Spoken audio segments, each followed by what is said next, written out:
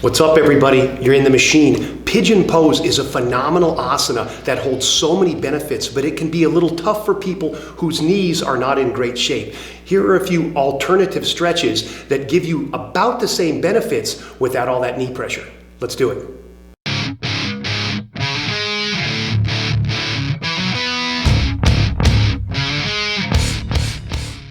Pigeon Pose. It looks something like this if all your joints are working properly. But remember, the way this pose works mechanically is that the lower leg basically works as a lever to externally rotate the thigh bone and stretch that hip. If your knee's not in great shape, this can be kind of a tall order. I've torn both LCLs, the ligaments on the outside, so my pigeon is like hot and cold. If I'm really warm, it feels and looks pretty good. If I'm not, I skip it altogether.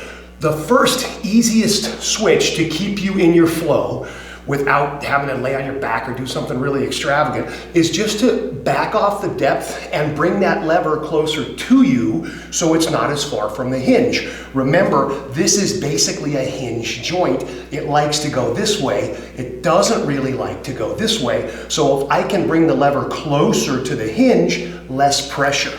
So instead of getting really flat and traditional with pigeon, I can back out of it, supporting myself, bring that leg in, and then kind of rest onto the thigh.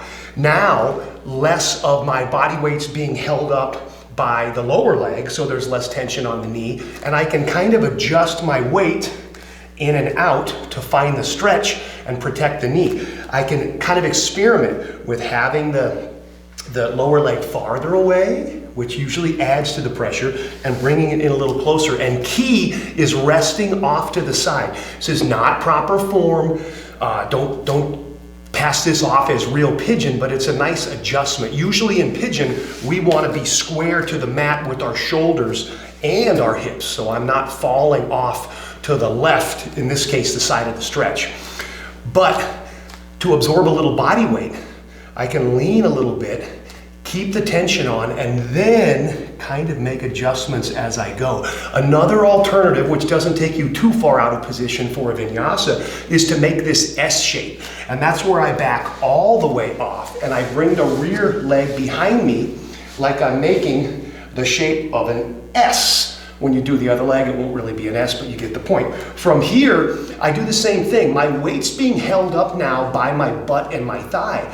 So my knee is really protected. I can adjust the positioning of the lower leg, and I can start out over here looking for some tension and then slowly work my way in toward the lower leg to find more. It might be that with all of this weight supported on my thigh and my butt that I can really get low for the stretch and still protect the knee.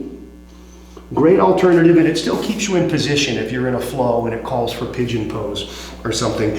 Here's another really easy one, takes us out of position slightly, but all it is really important the way I position the knees. I bring one heel in close to my butt, about a fist width distance apart, peel the toes back, and put the other knee, the other leg straight above it. So I've got a little space here for that foot to go in. And now I start to lean in, same idea. What I have though is no pressure on the knee. I'm actually sitting on my butt. Now I can lean back toward the leg and drop it as much as is comfortable. I can even sit up a little bit and give it a push. Notice how I'm keeping my balance by holding the bottom of the other foot. Same stretch for the hip without all that knee pressure. So upright, put one foot in, other foot over, like you're gonna cross a figure four, but just underneath. Lean towards the straighter leg to start feeling some tension in the hip, and then move yourself over as it feels like you're open enough without that knee pressure. Lean all the way down. Nice addition here is to sit up, grab the bottom of that foot, maybe even brace with my forearm, and push a little.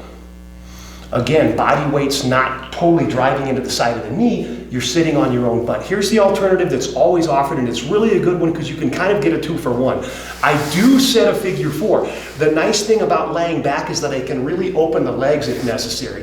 If I'm upright like this and I try to pull this figure 4 up, the tension and the depth here is so much I might as well be in regular pigeon, but when I lay back, I can put this ankle on top of my leg really low. Maybe this is enough. If I want to add more, I bring the left knee toward me and keep pushing out with the right. If necessary, I brace it, and I can even reach behind, which is very common, to grab the back of the thigh or the front of the knee and use my other elbow to push out as I lift up. If I want to straighten, I can pull it toward me, add in a little hamstring stretch also, reach up, grab the toe. I can get pretty creative here without pressurizing my knee. Notice where my elbow's going.